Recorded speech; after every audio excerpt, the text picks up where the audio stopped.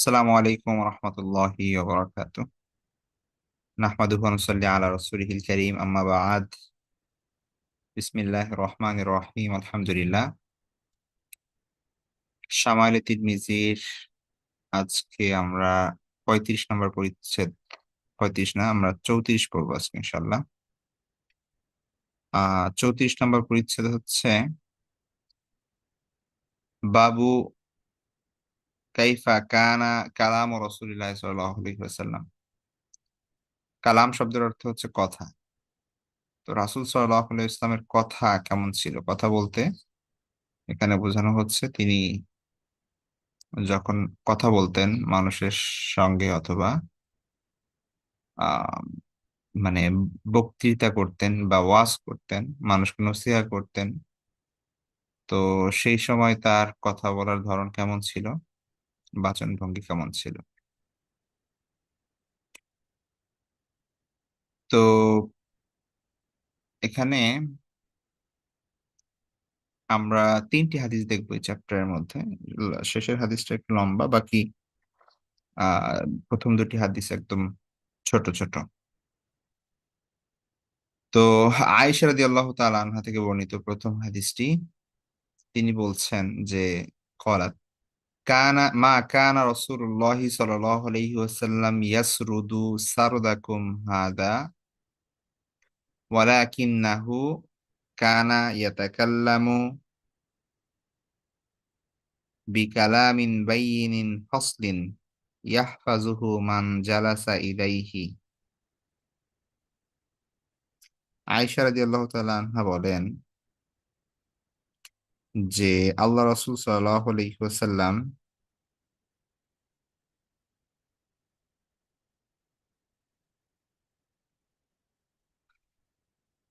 মা কানা, মা মানে হচ্ছে নেগেটিভের জন্য না, আর কানা রাসূলুল্লাহ সাল্লাম ইয়ারসুদু, সারাদা ইয়াসরুদু, এটা একটা শব্দ বা নাসারা থেকে বা দরাবা থেকে ব্যবহার হয়, সারাদা ইয়াসরিদুও হয়। এটার শাব্দিক অর্থ হচ্ছে সেলাই করা। ঠিক আছে, মানুষ যখন আমরা যে সেলাই মেশিনে যখন কাপড় সেলাই করি, তখন এটা তো মানে আস্তে আস্তে করা যায় না, যখন একবারে দেই দ্রুত কতগুলো সেলাই হয়ে যায়। ঠিক আছে, এমনি ভাবে আপনার কেউ যদি হাতে সেলাই করে, তখন দেখা যাচ্ছে দ্রুত এভাবে সুই দিয়ে সেলাই করে এবং একটার পর একটা যেতে থাকে। তো সারাদার আরো কিছু অর্থ আছে। ছিদ্র করা বা বিদ্ধ করা। ধরেন একটা বর্ষা দিয়ে বা একটা ধারালো কিছু দিয়ে আহ, সেটা আপনি দ্রুত কোনো কিছু কয়েকবার কোথাও আঘাত করলেন, যেটা ছিদ্র হয়ে গেল, এটাকে সারাদা বলা হয়। ঠিক আছে, তো এটা হচ্ছে আপনার শাব্দিক অর্থ। এইখান থেকেই মূলত আহ, সে সময় বলা হতো ইয়াসরুদু, সারাদা ইয়াসরুদু, যে যে ব্যক্তি দ্রুত কথা বলতো, মানে একটার পর একটা শব্দ মুখ দিয়ে বের হচ্ছে বারবার, যেমনি ভাবে বর্ষা কোথাও এরকম আঘাত করে বারবার, অথবা সেলাই যেরকম মানুষ কি করে, সেলাই করে একটার পর একটা সুই গেঁথে চলেছে। ঠিক আছে, তো এইভাবে মানুষের মুখ থেকে যে বারবার মানে শব্দ বের হচ্ছে দ্রুত গতিতে এবং সুন্দর করে কথা বলছে, এটাকে এই যে সারাদা ইয়াসরুদ বলা হয়। ঠিক আছে, তো এটা দ্রুত কথা বলা আমরা এখানে শব্দের অর্থ নিতে পারি। তো আল্লাহ রসুল সাল্লাল্লাহু আলাইহি ওয়াসাল্লামের কথা বলার ধরন আয়েশা রাদিয়াল্লাহু তাআলা আনহা বর্ণনা করছেন যে মা কানা রাসূলুল্লাহ সাল্লাল্লাহু আলাইহি ওয়াসাল্লাম ইয়াসরুদু সারদাকুম হাদা। তো বলছেন অবশ্যই আল্লাহ রাসূল সাল্লাল্লাহু আলাইহি ওয়াসাল্লাম ইন্তেকালের পরে যেই সকল ব্যক্তিবর্গ বা তাবেঈগণ আল্লাহ রাসূল সাল্লাল্লাহু আলাইহি ওয়াসাল্লামকে দেখেন নাই, বিশেষ করে এখানে উরওয়া ইবনে জুবাইরের কথা বলা হচ্ছে। উরওয়া হচ্ছে আয়েশা রাদিয়াল্লাহু তাআলা আনহার বোন আসমা বিনতে আবি বকর, তার ছেলে। ঠিক আছে, তো সেই উরওয়া, তো উরওয়া হচ্ছে আপনার এই যে উরওয়া ইবনে জুবাইর, তো সে হচ্ছে আয়েশা রাদিয়াল্লাহু তাআলার ভাগিনা। তো তাকে আল্লাহ রাসূল আয়েশা রাদিয়াল্লাহু তাআলা বলছেন যে আল্লাহ রাসূল সাল্লাল্লাহু আলাইহি ওয়াসাল্লাম তোমাদের মতো এরকম দ্রুত কথা বলতেন না। ঠিক আছে, মা কানা রাসূলুল্লাহ সাল্লাল্লাহু আলাইহি ওয়াসাল্লাম ইয়াসরুদু সারদাকুম হাদা, আল্লাহ রাসূল সাল্লাল্লাহু আলাইহি ওয়াসাল্লাম তোমাদের ন্যায় এভাবে চটপটে, তাড়াতাড়ি, ঠিক আছে, দ্রুত কথা বলতেন না। ওয়ালাকিন্নাহু, বরং তিনি কানা ইয়াতাকাল্লামু, কথা বলতেন বিকালামিন বাইয়িনিন ফাসলিন। কালাম শব্দের অর্থ কথা আমরা জানি, আর বাইয়িন মানে হচ্ছে সুস্পষ্ট, ঠিক আছে। ফসলুন মানে হচ্ছে পৃথক। ফসল বলা হয় একটা বইয়ের অধ্যায়কে, মানে কয়েকটা ভাগে বিভক্ত থাকে একটা বই, প্রত্যেকটা অধ্যায়কে বলা হয়, পরিচ্ছেদকে বলা হয় ফসল, যে যেহেতু একটা থেকে আরেকটা পৃথক। তো ফসল মানে হচ্ছে, এখানে বোঝাচ্ছে যে কথা আল্লাহ রাসূল সাল্লাল্লাহু আলাইহি ওয়াসাল্লাম এমন ভাবে বলতেন, সেটা হতো স্পষ্ট, এবং একটা শব্দ থেকে আরেকটা শব্দ পৃথক করা যেত।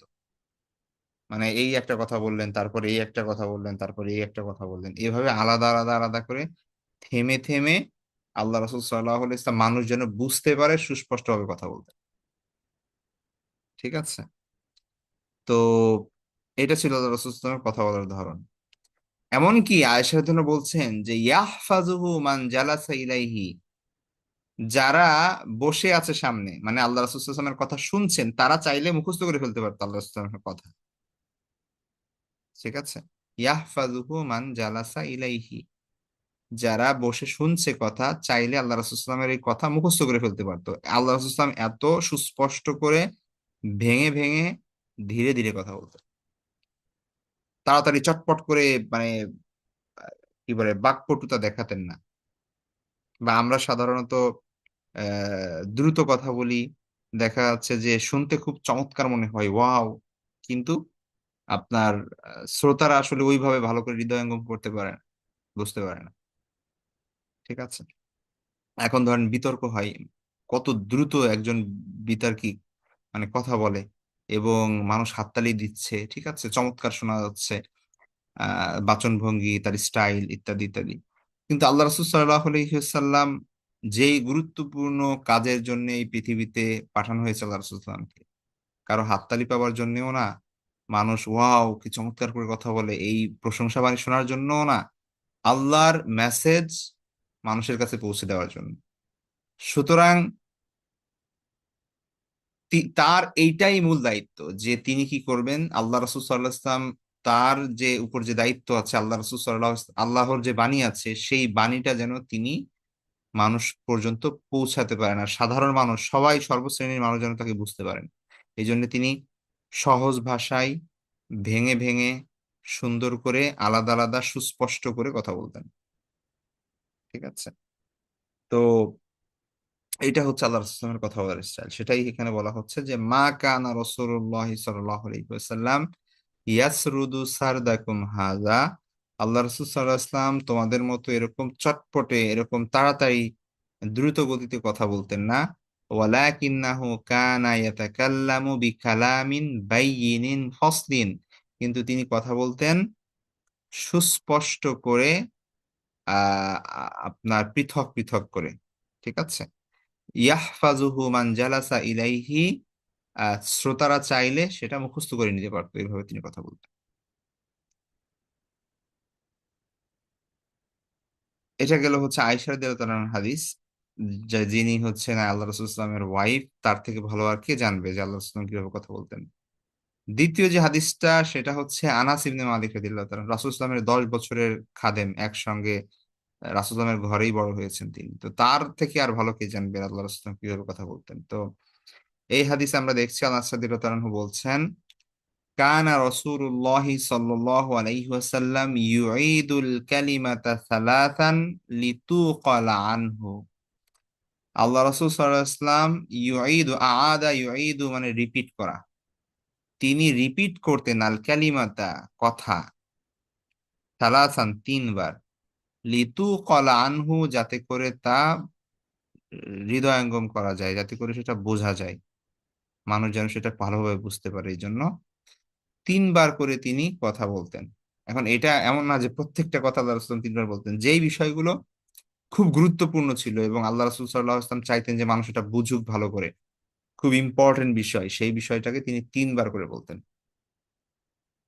ঠিক আছে। আমরা অনেক সময় বলি না যে আবারও বলছি এইটা, আবারও বলছি এটা, ঠিক আছে, এরকম আল্লাহ রাসূল সাল্লাল্লাহু আলাইহি ওয়াসাল্লামের যখন গুরুত্বপূর্ণ কোনো কথা বলতেন, সাধারণ কথাবার্তা না, গুরুত্বপূর্ণ কোনো কথা বলতেন, যে বিষয়ে তিনি চাইতেন যে সবাই এটা বুঝে নেক, মুখস্থ করে নেক এবং হৃদয়ঙ্গম করে নেক, তখন তিনি এই কথাগুলো 3 বার করে বলতেন। ঠিক আছে। তো সেটা এখানে বলা হয়েছে, কানা রাসূলুল্লাহ সাল্লাল্লাহু আলাইহি ওয়াসাল্লাম ইউঈদুল কালিমাতা সালাসান লিতুকালা আনহু, যে আল্লাহ রাসূল সাল্লাল্লাহু আলাইহি ওয়াসাল্লাম তার কথাকে 3 বার তিনি রিপিট করতেন, 3 বার বলতেন কোনো কথা প্রয়োজনে, যাতে করে শ্রোতারা কি করতে পারে, ভালোভাবে বুঝতে পারে। লিতু কলা আনহুম, এটা মাজহুল বা হচ্ছে প্যাসিভ ভয়েসে দেওয়া হয়েছে, যাতে করে সেটা হৃদয়ঙ্গম করা যায়। ঠিক আছে, বোঝা যায়। আচ্ছা, তারপরের হাদিসটি হচ্ছে আপনার, আমাদের মনে আছে যে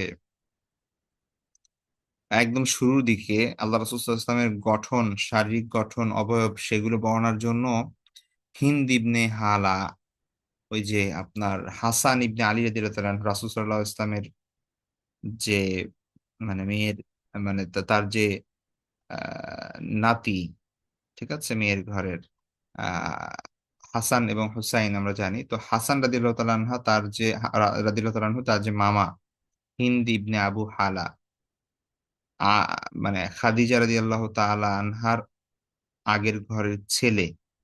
ঠিক আছে, তিনি তার যে বর্ণনা, আমরা বলেছিলাম যে তিনি ছিলেন, এখানে হাদিসের মধ্যে আছে যে তিনি ছিলেন ওয়াসফান। ওয়াসফান মানে হচ্ছে, দেখেন, সাহাবাই সাহাবী তো অনেকই ছিল, তাই না?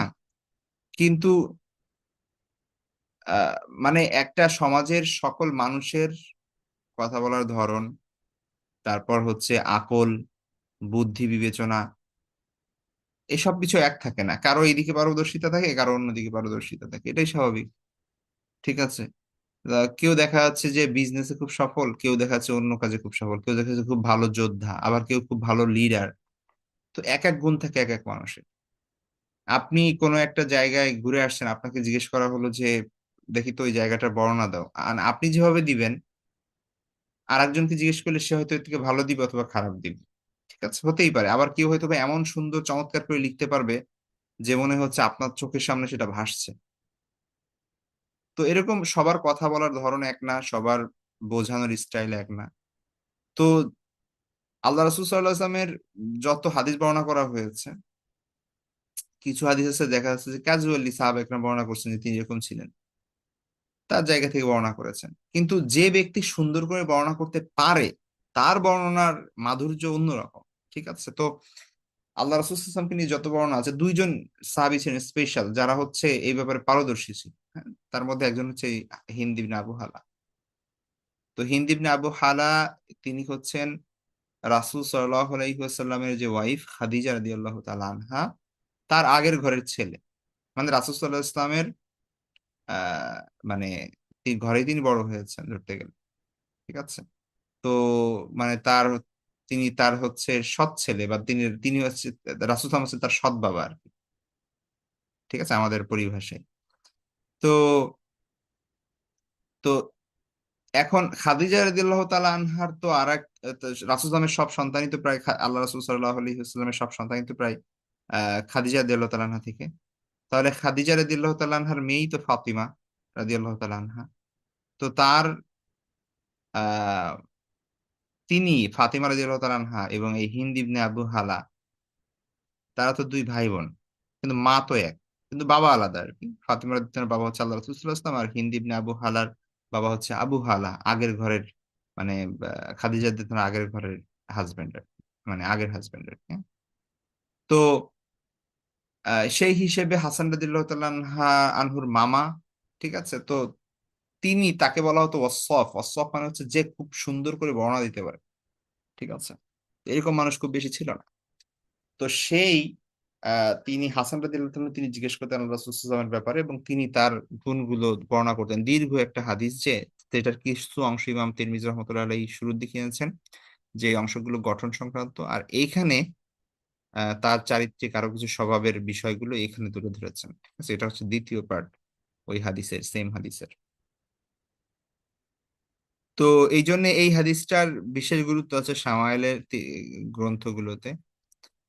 কারণ এইভাবে বর্ণনা অন্য কেউ দিতে পারে নাই। ঠিক আছে, আল্লাহ রাসূল সাল্লাল্লাহু আলাইহি ওয়াসাল্লামের যে বর্ণনা, এটা এইভাবে অন্য কেউ দিতে পারেনি। আচ্ছা, তো এখানে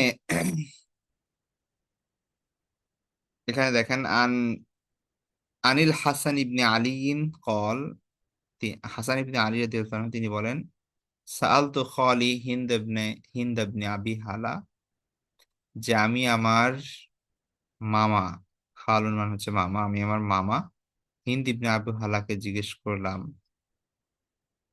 ঠিক আছে, ওয়াকানা ওয়াসফান, এবং সে ছিল অসফ মানে বর্ণনাকারী, মানে খুব সুন্দর করে বর্ণনা করতে পারতো। আমি তাকে বললাম, সিফলি মান্তিক মান্তিক রাসূলুল্লাহ সাল্লাল্লাহু আলাইহি ওয়াসাল্লাম, আল্লাহ রাসূল সাল্লাল্লাহু আলাইহি ওয়াসাল্লাম এর মান্তিক মানে নুতুক থেকে এসেছে, মানে কথা বলার ধরন, স্টাইল, এটা আমাকে বাচন ভঙ্গি, আল্লাহ রাসূল সাল্লাল্লাহু আলাইহি ওয়াসাল্লামের বাচন ভঙ্গি সম্পর্কে আমাকে বলুন। তো তিনি কি বললেন, এখানে একটু এটা খুব ইম্পর্টেন্ট একটা বিষয়। তিনি বলেন, কানা রাসূলুল্লাহ সাল্লাল্লাহু আলাইহি ওয়াসাল্লাম মুতাওয়াসিল আল আহজান। মুতাওয়াসিল, তাওয়াসুল মানে একটার একটার সাথে সম্পর্ক। ওয়াসল আমরা জানি হামজায় ওয়াসল, হামজায় আসল, ওয়াসল মানে হচ্ছে মিলানো। ঠিক আছে, মুতাওয়াসিল মানে হচ্ছে যেটা চলমান, যেটা শেষ হয় না, মিলিত থাকে সব সময়। হ্যাঁ, আর হুজুন এর বহুবচন আহজান, হুজুন মানে হচ্ছে চিন্তা, পেরেশানি। তাহলে মুতাওয়াসিল আল আহজান মানে হচ্ছে সব সময় তিনি চিন্তিত থাকতেন, সব সময় মানে একটা পেরেশানির মধ্যে থাকতেন। ঠিক আছে, আল্লাহ রাসূল সাল্লাল্লাহু আলাইহি ওয়াসাল্লামের পেরেশানি তো কোনো শেষ নাই। মানে এটা তো দুনিয়াবি পেরেশানি না, আখিরাতের পেরেশানি, উম্মতকে নিয়ে পেরেশানি, মানুষকে নিয়ে পেরেশানি, তাই না? তার উপর যে দায়িত্ব, সে দায়িত্ব সঠিকভাবে পালন করার পেরেশানি। আর দুনিয়াবি পেরেশানি তো আছে, যেগুলো দুনিয়াবি না, মানে টোটালি ধরেন আপনার, মানে তার ঘরে খাবার নাই, এটা নিয়ে আল্লাহ রাসূলের কোনো কোনো সময় কোনো পেরেশানি ছিল না। তার পেরেশানি হচ্ছে তিনি কিভাবে তার দায়িত্ব মানুষের কাছে পৌঁছে দিবেন, তার উম্মতের কি হবে পরকালে, তাই না? সেই জিনিসগুলো মূলত তার পেরেশানির কারণ, এবং এই পেরেশানিটা তার সব সময় থাকতো। এমন না যে তিনি আহ, মানে কখনো পেরেশানি থাকতেন, আবার কখনো হচ্ছে আহ ইসে থাকতেন, এরকম কোনো বিষয় না। সব সময় তার মধ্যে একটা পেরেশানির ভাব থাকতো, মুতাওয়াসিল আল আহজান। ঠিক আছে, সব সময় একটা চিন্তা, একটা পেরেশানির ভাব ছিল। দা ইমাল ফিকরা, দাইম মানে হচ্ছে স্থায়ী, আর ফিকরা মানে হচ্ছে চিন্তা, সব সময় চিন্তিত।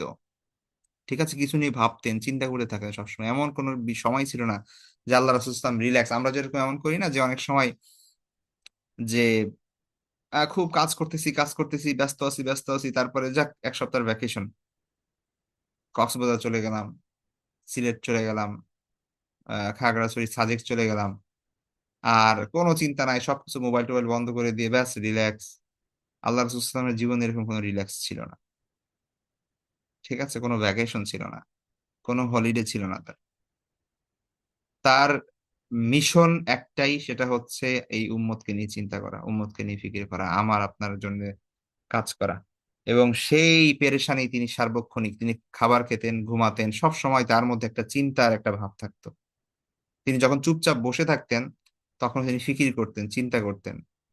ঠিক আছে, এই চিন্তাটা তার কখনোই পার্সোনাল লাইফে এফেক্ট করে নাই। মানে এমন না যে তিনি চিন্তার কারণে মানুষের সাথে হেসে কথা বলছেন না, খারাপ ব্যবহার করছেন, এরকম কিছু না। তিনি মানুষের সাথে ভালো ব্যবহার করছেন, উপদেশ দিচ্ছেন, কেউ আসলে পরামর্শ দিচ্ছেন, মানুষকে আল্লাহর পথে ডাকছেন, তার খাবার খাচ্ছেন, কাজ করছেন, কোথাও কোনো প্রয়োজনে যাচ্ছেন, মীমাংসা করে দিচ্ছেন মানুষের মধ্যে, সবকিছুই করছেন। কিন্তু দেখে বোঝা যাচ্ছে যে ইনি কিছু ভাবছেন, কিন্তু চিন্তা করছেন, কিন্তু পেরেশান তিনি। ঠিক আছে, আমরা অনেক সময় দেখে বুঝি না যে কি হয়েছে তোর, এরকম আমরা জিজ্ঞেস করি। ঠিক আছে, আমরা এটাকে মনে করি যে এটা তো মানে অ্যাবনর্মাল সিচুয়েশন। হ্যাঁ, খুশি হাসি খুশি থাকবা সবসময়, একটা তোমার মধ্যে কোনো চেতনা চিন্তা থাকবে না, কোনো ধরনের ইয়া থাকবে না। কেউ যদি বসে চিন্তা করে, আমরা জিজ্ঞেস করি যে কি ব্যাপার, কি হয়েছে। এই যে যে অবস্থাটা, এটা আল্লাহ রাসূলের সার্বক্ষণিক অবস্থা। মুতাওয়াসিল আল আহজার মানে তার থেকে এই চিন্তা পেরেশানি এটা দূর হতো না কখনো। দা ইমাল ফিকরা, সব সময় চিন্তিত থাকতেন। লাইসাত লাহু রাহা, রাহাতুন, এই শব্দটা ইম্পর্টেন্ট। ঠিক আছে, রাহাতুন শব্দের অর্থ হচ্ছে স্বস্তি। তাই না? আমরা একটা কাজ করার পরে অবশেষে মনে করি, আহ যাক, পরীক্ষা শেষ হয়েছে, যাক আমাদের যাক ছুটি পাইলাম। ঠিক আছে, এই যে একটা আরাম, অবকাশ, বিশ্রাম বা শান্তি, এটা হচ্ছে রাহা শব্দের অর্থ। লাইসাত লাহু রাহা, তার কোনো রাহাত ছিল না, কোনো আরাম ছিল না। ওই যেটা বললাম যে আমরা এই যে ট্রিপে চলে যাই ভ্যাকেশনে, নিজের রিক্রিয়েশন, নিজেকে আবার মানে একটু গোছায় নেওয়ার জন্য, এই এই সময় আল্লাহ রাসূলের ছিল না। সব সময় তিনি থাকতেন পেরেশানিতে, সব সময় চিন্তিত অবস্থায় থাকতেন। আলাদা কোনো ভ্যাকেশনের টাইম, আলাদা কোনো নিজের জন্য সময় বের করা, আরাম করা, ঠিক আছে, স্বস্তির জন্য যে এক সপ্তাহ যাক সব দাওয়াতি কাজ বন্ধ, সবকিছু বন্ধ, এক সপ্তাহ আমি ব্যাস একটু তাইফ থেকে ঘুরে আসি, বা একটু সমুদ্রের উপকূল থেকে ঘুরে আসি, ঠিক আছে, এরকম কোনো বিষয় ছিল না। ঠিক আছে, অথবা 3 দিন কোনো কাজ নাই। সবাইকে বলে দিয়েছেন ধরেন 3 দিন কোনো কিছু হবে না, আমার কাছে কেউ আসবে না, আমাকে একটু একলা থাকতে দাও, এরকম কখনো ছিল না, সিচুয়েশন ছিল না। তবিলুস সাক্তি, তবিলুস সাক্তি, অধিকাংশ, তবিল মানে হচ্ছে দীর্ঘ, সাকাত, সাক্তুন মানে হচ্ছে উস্কুত, আমরা বলি না চুপ থাকা, নীরব থাকা, সাক্ত। আমরা যে এই যে সাক্তা করি, এখান থেকে আসছে শব্দ, কোরআনে পড়তে গিয়ে আমরা সাক্তা করি না, সাক্তা মানে হচ্ছে পজ দেওয়া আর কি, হ্যাঁ, একটু নীরব থাকা। ঠিক আছে, পজ, পজ দেওয়া বা নীরব থাকা, এটা হচ্ছে সাক্তা বলি আমরা। তাহলে তবিলুস সাক্তি মানে হচ্ছে দীর্ঘ নীরব, মানে দীর্ঘ নীরবতা বজায় রাখতেন। প্রয়োজনে কথা বলতেন, বিনা প্রয়োজনে কথা বলতেন না। আর হচ্ছে নীরব, দীর্ঘ নীরবতা, অনেক সময় দেখা যায় আমরা চুপচাপ থাকতে পারি না, মানে কিছু একটা কথা বলতে হবে, কিছু একটা করতে হবে, কিন্তু ভাবার সময় কম আমাদের। কিন্তু আল্লাহ রাসূল সাল্লাল্লাহু আলাইহি ওয়াসাল্লাম দীর্ঘ সময় ভাবতেন, কথা কম বলতেন। ঠিক আছে, চুপ আছেন, ব্যাস চুপ আছেন, তিনি ভাবছেন, চিন্তা করছেন। ঠিক আছে, তো এই নীরবতাটা, এটা অনেক অনেক বড় একটা জিনিস। ঠিক আছে, যারা বেশি নীরব থাকতে পারে তারা কাজ করতে পারে বেশি, আর যারা বেশি কথা বলে এরা কাজ কম করতে পারে। তাহলে তবিলুস সাক্তি মানে হচ্ছে অধিকাংশ সময় নীরব থাকতেন, লা ইয়াতাকাল্লামু ফি গায়রি হাজাতিন, অপ্রয়োজনীয় কোনো কথা বলতেন না, যেখানে প্রয়োজন নাই সেখানে কোনো কথা বলতেন না। লা ইয়াতাকাল্লামু, কথা বলতেন না, ফি গায়রি হাজাতিন, প্রয়োজন ছাড়া। ইয়াফতাতিহুল কালামা ওয়া ইয়াখতিমুহু বিইসমিল্লাহি তাআলা, তিনি তার কথা শুরু করতেন, কথা শেষ করতেন আল্লাহর নামে। ঠিক আছে, আল্লাহর নামেই, আল্লাহর প্রশংসা দিয়ে বা আল্লাহর নামে বিসমিল্লাহ বলে বা আলহামদুলিল্লাহ বলে কি করতেন, আল্লাহর নামেই তিনি কথা শুরু করতেন এবং শেষ করতেন আল্লাহর নামে।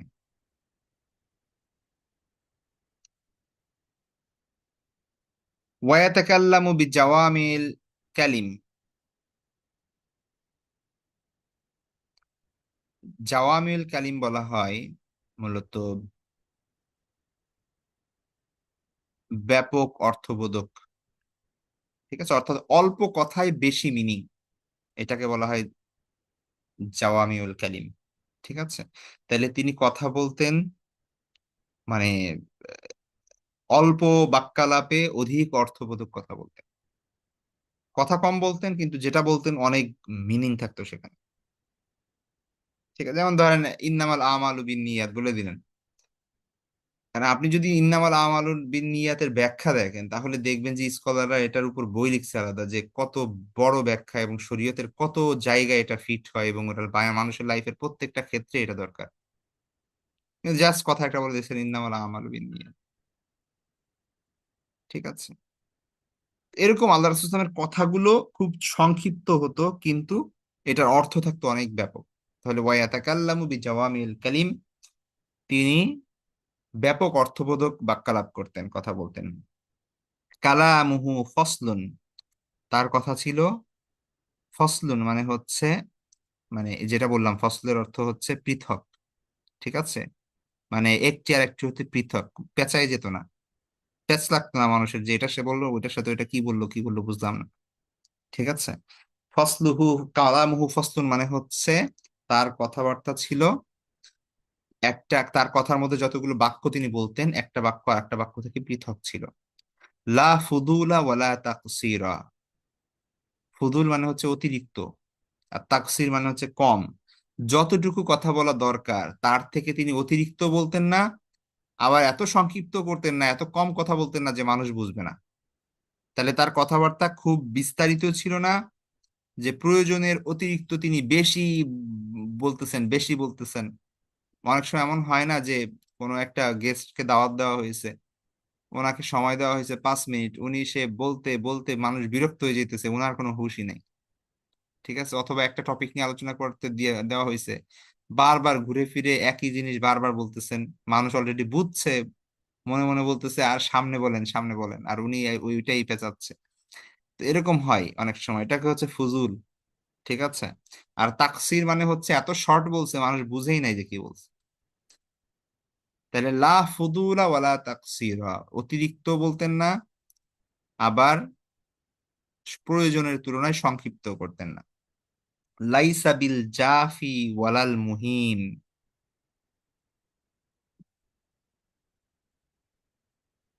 জাফি বলা হয় কঠোর। ঠিক আছে, তার কথার মধ্যে তিনি যখন কাউকে উপদেশ দিতেন, কথা বলতেন, তার কথায় কোনো ধরনের কঠোরতার ছাপ ছিল না। তিনি কোনো মানে তিনি কঠোর ছিলেন না মানুষের প্রতি। এখানে বিশেষ করে কথার কথা বলা হচ্ছে আর কি। হ্যাঁ, আমরা অনেক সময় স্বাভাবিক কথা বলার ক্ষেত্রেও কঠোর ভাবে বলি। ঠিক আছে। আবার অনেক সময় আমরা কথা বলতে গেলে মানে তিরস্কার সুলভ মানুষের কথা বলি, মানে এমন একটা টিটকারি করে কথা বলি, বা এমন একটা তুচ্ছ তাচ্ছিল্যের ভাব নেই যে মানে কাউকে ছোট করার মতো করে কথা বলি। ঠিক আছে, অনেক সময় এমন হয়। তো আল্লাহ রসুল সাল্লাল্লাহু আলাইহি ওয়াসাল্লাম ব্যাপারে বলা হচ্ছে ওয়ালাল মুহিন, আহান ইভিনু মানে হচ্ছে তুচ্ছ তাচ্ছিল্য করা। তাহলে তার কথা এমনও ছিল না যেটা অন্যকে তুচ্ছ করবে বা তাচ্ছিল্যের সাথে কথা বলবে। তো তিনি কি করতেন? লাইসা বিল জাফি ওয়ালাল মুহিন, তার কথার মধ্যে কঠোরতার ছাপও ছিল না। তিনি মানুষের, তিনি যে কথা বলতেন, কাউকে উপদেশ দিতেন, কাউকে কিন্তু কিছু বলতেন, আহ এই বাক্যালাপের ক্ষেত্রে তিনি কঠোর ভাব বজায় রাখতেন না। হ্যাঁ, কোনো কঠোরতাও ছিল না সেখানে। আবার এমন ভাবেও কথা বলতেন না যেটা টিটকারি হবে, হ্যাঁ, ঠেস দিয়ে কথা বলা হবে, অথবা ইঙ্গিতে তাকে ছোট করা হবে। এরকম অনেক, আমরা কিন্তু আমাদের কথাবার্তায় অনেক এরকম করি, আমাদের ফ্রেন্ডদের সাথে হোক, আত্মীয় স্বজনের সাথে হোক, হাজবেন্ড ওয়াইফ হোক, তাই না? এরকম অনেক অনেক হয়, একটু টিটকিরি করে বা একটু হচ্ছে ঠেস দিয়ে, একটু হচ্ছে ইয়া করে। ঠিক আছে, তুচ্ছ তাচ্ছিল্য করে, ছোট করে, এরকম অনেক অনেক কথা বলি আমরা, যাতে অন্য মনে কষ্ট পায়। তো আল্লাহ রসুল সাল্লাহ ইসলামের কথার মধ্যে কঠোরতার ছাপও ছিল না, আবার তুচ্ছ তাচ্ছিল্যের ভাবও থাকতো না। ইউআজিমুন নিয়ামা, তিনি নিয়ামতকে, আল্লাহর নিয়ামতকে, নিয়ামত মানে কি? আমরা সবাই জানি নিয়ামত মানে কি। আল্লাহর পক্ষ থেকে যেই আহ উম, যা কিছু তিনি পেতেন, যা কিছুই আসতো, যে কোনো ধরনের নিয়ামত, সেটাকে তিনি বড় করে দেখতেন, ইউআজিমু। ঠিক আছে, তিনি অনেক বড় মনে করতেন সেটাকে। ওয়া ইন দাক্কাত, যদিও সেটা খুব ছোট জিনিস হোক, তুচ্ছ জিনিস হোক। অনেক বড় একটা গুণ, দেখুন এটা। তো ওয়াইন দাক্কত, যদিও সেটা খুব তুচ্ছ বিষয়, খুব সামান্য হোক না কেন, কিন্তু আল্লাহর নিয়ামতকে তিনি অনেক বড় করে দেখতেন, এটাকে অনেক বড় করে দেখতেন এবং এটা শুকরিয়া আদায় করতেন। না, আমাদের মধ্যে যে ভাব, হ্যাঁ এইটুক বা এরকম, ঠিক আছে, মাত্র এতটুকু, এই ধরনের আমাদের মধ্যে। কিন্তু আল্লাহ রাসূল সাল্লাল্লাহু আলাইহি ওয়াসাল্লাম, ধরেন আপনি কোথাও এক্সপেক্ট করছেন যে আপনি অনেক ভালো খাবেন, কিন্তু সেইখানে খাবারটা আপনার মনোভূত হলো না, আমরা কি করি? সেটা সমালোচনা করি। কিন্তু আল্লাহ রসুল সাল্লাহ আলহিহাস্লাম, যে কোনো খাবার আসছে, ব্যাস আলহামদুলিল্লাহ। ঠিক, আপনাকে যদি অনেক কেউ দাওয়াত দেয় এবং দাওয়াত দেওয়ার পরে আপনি যান, পরে যদি যেয়ে দেখেন যে আপনাকে খাবার দিছে, ঠিক আছে, নর্মাল খাবার, তো আপনি মনে মনে বলবেন কি করলো এটা, দাওয়াত দিলে এমন ভাবে যে মনে হচ্ছে কি খাওয়াবে। হ্যাঁ, আর এখন খাওয়াচ্ছে এইটা। স্বাভাবিকভাবে আমাদের এক্সপেকটেশন অনুযায়ী না হইলে আমরা কি করি? সমালোচনা করি বা মনে কষ্ট পাই অ্যাটলিস্ট, বা হচ্ছে। কিন্তু আল্লাহ রসুল সাল্লাহ ইসলাম যে কোনো বিষয়ে, যত ছোট বিষয় হোক না কেন, সেটার তিনি বড় করে দেখতেন সেটাকে, এবং সেটা শুকরিয়া আদায় করতেন। লা ইয়াজুম্মু মিনহা শাইআন, তিনি সেটার কোনো ক্রিটিসাইজ করতেন না, দোষ ত্রুটি খুঁজতেন না। ঠিক আছে, যত সামান্যই হোক সেটাকে বড় করে দেখতেন, কোনো কি করতেন না, লা ইয়াজুম্মু মিনহা শাইআন, কোনো দোষ ত্রুটি খুঁজতেন না সেখানে। এতটুক কেন, এইটা কেন, এর থেকে ভালো জিনিস কি পাওয়া নাই? ঠিক আছে, আহ ইত্যাদি ইত্যাদি, এই ধরনের কোনো কোনো তার ছিল না।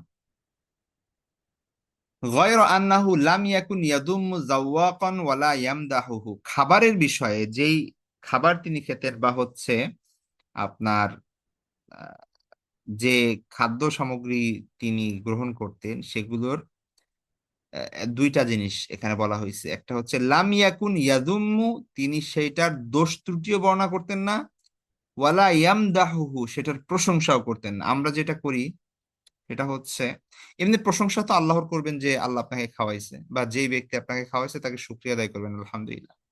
কিন্তু খাবার নিয়ে একটা অবসেশন আমাদের মধ্যে বর্তমান সমাজে যে কাজ করে, হ্যাঁ, আলাদা এখন ফুড ব্লগার, ফুড ব্লগিং, তারপরে হচ্ছে এই যে মানে মানে খাবারটাকে মনে করা হচ্ছে যে এটাই দুনিয়ার সবকিছু, এবং এটা এত মজা, এত টেস্ট, এটার রেটিং, এই সেই হাবিজাবি। আল্লাহ রাসূল সাল্লাল্লাহু আলাইহি ওয়াসাল্লামের দেখেন, তিনি না খাবারের দোষ থাকলে সেটা দোষও বলতেন না, বা দোষ ধরতেন না খাবারের, আবার এটা উচ্ছ্বসিত প্রশংসাও করতেন না। ওয়াও, এই খাবারটা তো সেই টেস্ট, এত এত মজা। এটা কোনো দিন মানে কি আপনার আল্লাহ রাসূল সাল্লাল্লাহু আলাইহি ওয়াসাল্লামের নেচারে ছিল না এটা। যেটা খাবার আছে আলহামদুলিল্লাহ, ব্যাস এটাই মজা। ওইভাবেই আলহামদুলিল্লাহ আল্লাহ শুকরিয়া আদায় করতেন, যিনি তাকে খাওয়াইছেন তার জন্য দোয়া করতেন। কিন্তু খাবার এটা অতিরিক্ত প্রশংসা করা, এটা তিনি কখনোই করতেন না। ঠিক আছে, কারণ ওইটা একজন মানে যিনি আখিরাতের চিন্তায় চিন্তিত, যিনি হচ্ছেন মানুষের ফিকিরে ব্যস্ত, মানে খাবার কি হলো এবং সেটা নিয়ে এত পড়ে থাকা, এটা এটা তো তার স্বভাবের সাথে যাবে না। ঠিক আছে, তো আল্লাহ রাসূল সাল্লাল্লাহু আলাইহি ওয়াসাল্লাম খাবারের উচ্ছ্বসিত প্রশংসাও করতেন না, আবার ত্রুটি ত্রুটি ক্ষতিও দেখতেন না। ঠিক আছে। ওয়ালা তুকযিবুহু দুনিয়া, দুনিয়ার কোনো বিষয় তাকে রাগান্বিত করতে পারতো না, পার্থিব কোনো বিষয়ের কারণে তিনি রাগ প্রকাশ করতেন না। খুব ইম্পর্টেন্ট একটা বিষয়, হ্যাঁ। ওয়ালা মা কানা লাহা,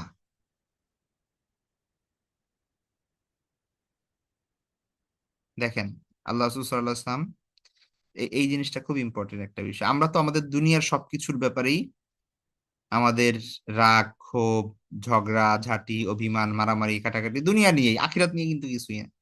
আপনার ছেলে রেজাল্ট খারাপ করছে, তারে মারতেছেন আপনি, আর নামাজ পড়তেছেন না এই জন্য কিছু বলতেছেন না। ঠিক আছে। তো ব্যাপারটা হচ্ছে যে যে আপনার মেয়ে দেখা যাচ্ছে যে কি করতেছে না, ওই আহ পর্দা করছে না, এটা আপনার কোনো খেয়াল নাই। ঠিক আছে, এটা নিয়ে এটা কোনো বিষয়ই না। কিন্তু সে ওই কি বলতেছে যে আপনার আহ জবের ক্ষেত্রে, তারপরে হচ্ছে তার ইসের ক্ষেত্রে, রেজাল্টের ক্ষেত্রে কোনো ধরনের কমতি হলে, আপনার এক্সপেকটেশন থেকে নিচে হলে আপনি তাকে শাসাচ্ছেন, বকছেন, তাই না?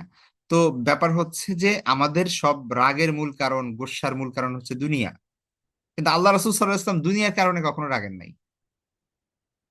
ঠিক আছে, দুনিয়ার কোনো বিষয়ে তাকে কখনো রাগাইতে পারে নাই, বা এটার কারণে তিনি কখনো ক্ষোভ প্রকাশ করেন নাই। দুনিয়ার কারণে কখনো তিনি আক্ষেপ প্রকাশ করেন নাই। শুধু না, দুনিয়া এবং দুনিয়ার যা কিছু, দুনিয়ার যত ম্যাটার আছে, ঠিক আছে, ওয়ামা কানা লাহা মানে হচ্ছে দুনিয়ার যত ম্যাটার আছে, দুনিয়ার যত ইস্যু আছে, দুনিয়ার পার্থিব সম্পদ এবং দুনিয়ার যত ইস্যু, এর কোনো কিছুই আল্লাহ রাসূল সাল্লাল্লাহু আলাইহি ওয়াসাল্লামকে কখনো কি করতে পারে নাই। না এটার জন্য তিনি রাগ হয়েছেন কখনো, না তিনি আক্ষেপ করেছেন। তবে ফাইদা তুউদ্দিয়াল হাক্কু লাম ইয়াকুম লিগাদাবিহি শাইউন হাত্তা ইয়ানতাসিরা লাহু, তবে যদি এমন হয় যে কোনো ব্যক্তি সীমা লঙ্ঘন করেছে, মানে একজন ব্যক্তি আরেকজন ব্যক্তির হক নষ্ট করেছে, এখন এটা তো সমাধান করতে হবে, এই জন্য তিনি রাগান্বিত হতেন, এবং এটার তিনি কি করতেন, ইয়ানতাসিরুল রহমান হচ্ছে এটার প্রতিশোধ নিতেন। প্রতিশোধ মানে হচ্ছে তার বিচার করতেন আর কি। ঠিক আছে, তিনি দুনিয়ার এই ব্যাপারগুলো তাকে টানতো না, এর মানে এই না যে আরেকজনের হক আরেকজন নষ্ট করবে এটা আল্লাহ রাসূল সাল্লাল্লাহু আলাইহি ওয়াসাল্লাম মেনে নিবেন, এরকম না। ঠিক আছে। তো তার ব্যক্তিগত ব্যাপারে তিনি কি করেন নাই, কখনো দুনিয়ারকে প্রাধান্য দেন নাই, দুনিয়ার ব্যাপারে রাগ গোসা করেন নাই, দুনিয়াকে বড় করে দেখেন নাই, আহ আক্ষেপও করেন নাই কোনো বিষয়ে যে এটা পেলাম না, ওরকম ইত্যাদি ইত্যাদি কোনো কিছু না। আবার অন্যের ব্যাপারে তিনি খুব সচেতন ছিলেন, যে কেউ যদি কারো হক নষ্ট করে, কেউ যদি শরীয়তের কোনো বিধান নষ্ট করে, সেই জায়গায় আল্লাহ রাসূল সাল্লাল্লাহু আলাইহি ওয়াসাল্লাম আবার রাগ করতেন, এই জায়গায় তার তার থেকে রাগান্বিত আর কেউ ছিল না। ঠিক আছে, সেটাই বলা হচ্ছে। ওয়ালা ইয়াগদাবু লিনাফসিহি, তিনি নিজের কারণে কখনো রাগান্বিত হন নাই। ব্যক্তিগত প্রতিশোধ পরায়ণ মোটেও ছিলেন না তিনি। তার তার থেকে বেশি অত্যাচারিত আর কে হয়েছে? সামাজিক ভাবে বয়কটের শিকার হয়েছেন, শারীরিক ভাবে নির্যাতিত হয়েছেন, লাঞ্ছিত হয়েছেন, অপদস্থ হয়েছেন, সব ভাবে মানুষ তাদের কাকে কি করার চেষ্টা করছে, কতই না শাস্তি, মানে তাকে অত্যাচারিত হয়েছেন তিনি। সে তায়েফ থেকে শুরু করে মক্কা, ঠিক আছে, এমন ইহুদিদের দ্বারা মদিনায়, সব। কিন্তু তিনি ব্যক্তিগত, তাকে যে আক্রমণ করা হয়েছে, ব্যক্তিগতভাবে লাঞ্ছিত করা হয়েছে, ব্যক্তিগত অপদস্থ করা হয়েছে, এর একটা নজিরও আছে যে তিনি এটার প্রতিশোধ নিয়েছেন কোনো? বরং কি করেছেন, আল্লাহর কাছে দোয়া করেছেন তাদের হেদায়েতের জন্য। একটা এক্সাম্পল এমন নেই যে ব্যক্তিগত কারণে আল্লাহ রাসূল সাল্লাল্লাহু আলাইহি ওয়াসাল্লাম রাগান্বিত হয়েছেন বা তাদেরকে প্রতিশোধ নিয়েছেন, এটার একটা এক্সাম্পল এমন নেই। ওয়ালা ইয়ান্তাসিরু লাহা, আল্লাহ রাসূল সাল্লাল্লাহু আলাইহি ওয়াসাল্লাম ব্যক্তিগত কারণে কখনো প্রতিশোধ গ্রহণ করেননি। ঠিক আছে, দেখা যাচ্ছে যে আল্লাহর বিধানের ক্ষেত্রে তখন হচ্ছে, তখন কি হয়েছে, অন্যের হকের ব্যাপারে তখন হচ্ছে এই বিষয়গুলো সামনে আসছে, তখন সেটার বিচার হয়েছে। কিন্তু ব্যক্তিগত কারণে আল্লাহ রাসূল সাল্লাল্লাহু আলাইহি ওয়াসাল্লাম কখনোই এগুলার কোনো প্রতিশোধ নেন নাই। বরং দেখা যাচ্ছে যে এমন অপরাধ করছে মানুষ যেটা ক্ষমার অতীত, তারপরেও যখন তারা ইসলামে গ্রহণ করছে, ব্যাস আল্লাহ রাসূল সাল্লাল্লাহু আলাইহি ওয়াসাল্লাম তাদেরকে বুকে টেনে নিয়েছেন। কোনো ব্যক্তিগত রাগ গোসা কোনো কিছুই তিনি দেখান নাই। ঠিক আছে, তো দায়ী হওয়ার এটা অনেক বড় একটা গুণ, এটা একটু মাথায় রাখবো আমরা, হ্যাঁ। মানে যারা দিনে মানে অনলাইনে হোক অফলাইন হোক দাওয়াতের কাজ করি, বা হচ্ছে ভবিষ্যতে কাজ করার ইচ্ছা আছে, এটা অনেক বড় একটা গুণ যে একজন দায়ী কখনো কোনো কিছু পার্সোনালি নিবে না। আমরা এখন হয় কি, দিনের জন্য একটা পোস্ট করি, আমার একজন কাউন্টার দিল, আমার বিরুদ্ধে একটু কথা বললো, তার সাথে আমার পার্সোনাল একটা শত্রুতা হয়ে যায়, পরে আমি কিছু গালাগালি করলাম, সে কিছু গালাগালি করলো, কিছু মানে ইনঅ্যাপ্রোপ্রিয়েট কথা আমি বললাম, সে বললো, এটা পার্সোনালি চলে যায়। তখন দেখা যাচ্ছে যে একজনের মুখ দেখা দেখি হয় না, সমালোচনা করা হয়, গীবত করা হয়, ইত্যাদি ইত্যাদি। এগুলো অনলাইনে এখন প্রচুর, আলেমদের সাথে আলেমদের, বক্তার সাথে বক্তার, বিভিন্ন, এগুলো পার্সোনাল লেভেলে চলে গেছে সব। ঠিক আছে, এখন আর ওইগুলা ওই পর্যায়ে নাই। তো এগুলো মাথায় রাখতে হবে যে দায়ের কাজ করতে গেলে কোনো কিছু পার্সোনালি নেওয়া যাবে না, কোনো কিছুই পার্সোনালি নেওয়া যাবে না। ঠিক আছে, তো পার্সোনালি যখনই নিবেন আপনি, তখনই হচ্ছে আপনি আর দায়ী নাই। ঠিক আছে, সত্যিকার অর্থে আপনি দাওয়াতের কাজ করতে পারবেন না। নিজের ব্যক্তিগত কারণে প্রতিশোধ গ্রহণ, ব্যক্তিগত কারণে অন্যের সমালোচনা, ব্যক্তিগত কারণে রাগান্বিত হওয়া, এইসব করা যাবে না। ঠিক আছে, সবার আগে দেখতে হবে যে দিনের জন্য কোনটা ভালো। যাই হোক, তারপরে বলছেন ইদা আশারা আশারা বিকাফি কুল্লিহা, যখন তিনি কোনো কিছুকে ইশারা করতেন, তখন সম্পূর্ণ হাত দিয়ে ইশারা করতেন। আমরা যেমন একটা আঙ্গুল দিয়ে ইশারা করি, ওই যে আল্লাহ রাসূল সাল্লাল্লাহু আলাইহি ওয়াসাল্লাম পূর্ণ হাত দিয়ে ইশারা করতেন। ঠিক আছে, ওয়া ইদা তাআজ্জাবা ক্বালাবাহু, আর আল্লাহ রাসূল সাল্লাল্লাহু আলাইহি ওয়াসাল্লাম আশ্চর্যিত হলে হাতটাকে উল্টা করে ফেলতেন, তালুটা নিচের দিকে নিয়ে নিতেন। ঠিক আছে, হাতটা। তো এটা তার একটা অভ্যাস ছিল, বা সেই সময়ের একটা রীতি ছিল আর কি। ওয়া ইদা তাহাদ্দাসা ইত্তাসালা বিহা, আর আল্লাহ রাসূল সাল্লাল্লাহু আলাইহি ওয়াসাল্লাম যখন কথা বলতেন, তখন হচ্ছে তার আহ, ইত্তাসালা মানে হচ্ছে একত্রিত করতেন আর কি, হ্যাঁ। তার হাত, ইত্তাসালা বিহা মানে হচ্ছে তার হাত একত্রিত করতেন, মানে হচ্ছে তার ডান হাতের আঙ্গুল, না, ডান হাতের তালুতে বাম হাতের আঙ্গুল আহ, দ্বারা তিনি এভাবে আঘাত করতেন আর কি, হ্যাঁ। অর্থাৎ আমরা যেরকম অনেকে কথা বলার সময় যে হাতে এক হাতের সাথে আর এক হাতে এরকম তালির মতো দেয়, অনেকে এভাবে উল্টা এরকম রাখে, ঠিক আছে, বিভিন্ন ভাবে।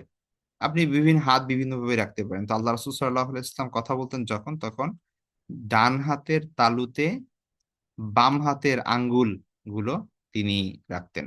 ঠিক আছে, এভাবে অনেক সময় আঘাত করতেন, এভাবে, এরকম আর কি। তো তারপরে বলা হচ্ছে ওয়াইদা দরাবা বিরাহাতিহিল ইউমনা বাতনা ইবহামিহিল ইউসরা।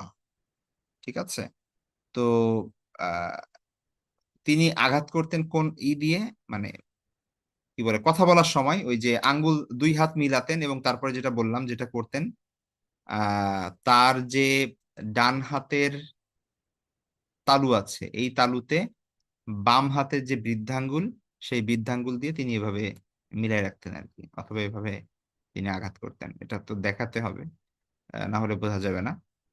তো এই হচ্ছে বিষয়, এটা অন্য একটা সময় দেখায় দিব ইনশাল্লাহ।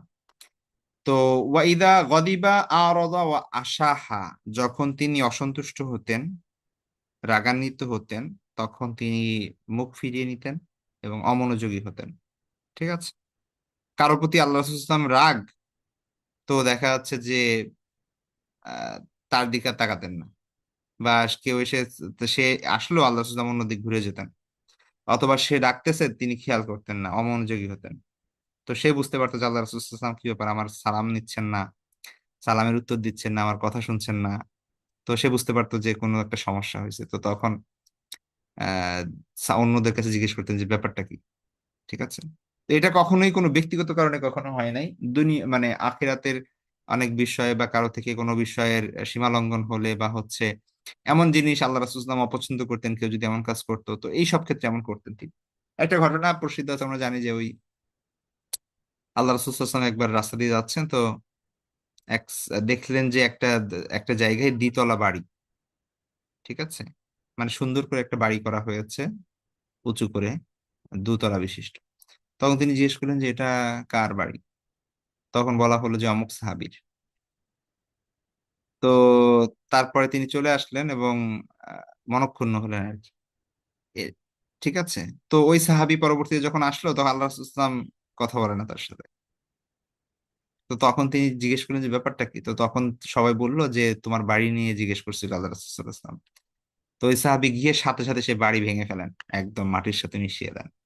তো পরে আল্লাহ রাসূল সাল্লাল্লাহু আলাইহি ওয়াসাল্লাম আবার তার সাথে কথা বলেন। ঠিক আছে, তো এখন মানে ব্যাপারটা এমন না যে বাড়ি করা হারাম বা হচ্ছে এরকম ইত্যাদি কিছু। তো তিনি মানে আল্লাহ রাসূল সাল্লাল্লাহু আলাইহি ওয়াসাল্লামের সেই সময় তিনি হয়তো বুঝতে পেরেছেন যে এর মধ্যে হয়তোবা দুনিয়ার ভালোবাসা ঢুকে গিয়েছে, অথবা আহ মানে দুনিয়ার ফিকির ঢুকে গিয়েছে।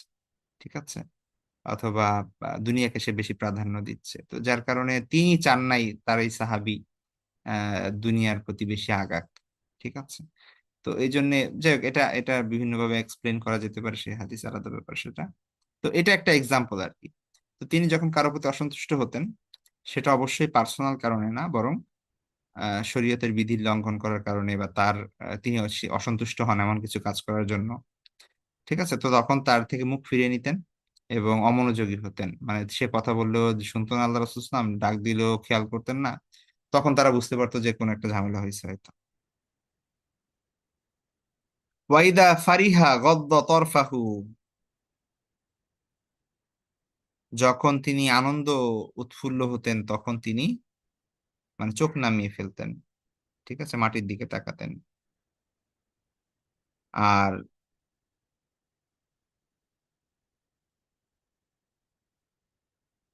আর জুল্লু দহিকিহি আর তাবাসসুম, তার সাধারণ যে হাসি ছিল সেটা ছিল মুচকি হাসি, মানে তিনি কখনো হা হা হা আমাদের মতো এরকম করে হাসতেন না।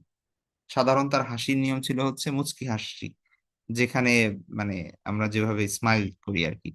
ঠিক আছে, তো দেখা যাচ্ছে যে তিনি স্বাভাবিকভাবে যে হাসতেন, সেখানে তার দাঁতও দেখা যেত না, এভাবে তিনি হাসতেন। আর মাঝে মাঝে তিনি আর একটু বেশি হাসলে তার দাঁত দেখা যেত। কিন্তু কখনো তিনি আহ ইয়া করতেন না, মানে দহাক যেটা আর কি, বা দেহেক যেটা, যেটাকে জোরে জোরে জোরে হাসা বলা হয়, হা হা হা করে, এভাবে তিনি কখনোই হাসেন নাই। ঠিক আছে, তিনি সর্বোচ্চ মুচকি হেসেছেন, মানে মুচকি হাসতেন সবসময়, মুচকি মুচকি হাসির একটা ভাব থাকতো। একটু বেশি মুচকি হাসতেন, কখনো যদি এমন কোনো বিষয় হতো যেখানে অনেক বেশি হাসতে হয়, সেখানে তিনি তার দাঁত দেখিয়ে হাসতেন, ব্যাস এইটুকুই হতো, এর থেকে বেশি কিছু না।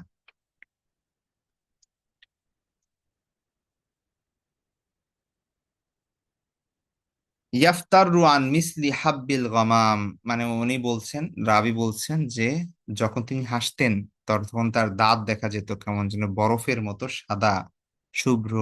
ঠিক আছে, তার দাঁত দেখা যেত। তো এই হচ্ছে হাদিস এখানে।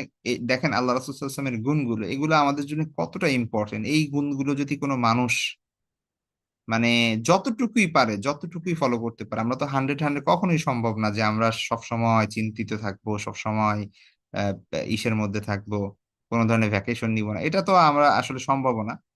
আমরা অধিক নীরবতা বজায় রাখবো, লা প্রয়োজন ছাড়া কথা বলবো না, ঠিক আছে। আহ তারপরে হচ্ছে আপনার অল্প তুষ্ট থাকবো, যতটুকুই আসবে আল্লাহ শুকরিয়া আদায় করবো, কখনো কোনো পার্সোনাল কারণে কারোর সাথে রাগারাগি করবো না, আমাদের কথায় কি থাকবে না, কঠোরতা থাকবে না, কাউকে তিরস্কার তাচ্ছিল্য খোঁটামাত দেওয়া, এই ধরনের কোনো কথা কথা থাকবে না, ঠিক আছে। খাবার বা অন্য কোনো কিছুতে ত্রুটি তালাশ করবো না। আহ দুনিয়ার কোনো কারণে খুব বেশি রাগান্বিত হব না, এটাকে আল্লাহর উপর ছেড়ে দিব। যদি এমনও হয় যে আমার হক নষ্ট করা হচ্ছে অন্য কেউ, এটার জন্য মানে তো তো তো তোকে দেখে ছাড়বো, এই ধরনের কোনো বিষয় কিন্তু তিনি কখনো করতেন না। তো এই ধরনের এগুলো যদি আমরা একটু মানে আমাদের পার্সোনাল লাইফে যদি আমরা একটু চেষ্টা করি, আমাদের বর্তমানে সোশ্যাল যত প্রবলেম আছে, ফ্যামিলিগত যত প্রবলেম আছে, পার্সোনাল যত প্রবলেম আছে, এগুলো সব সমাধান কিন্তু এখানেই।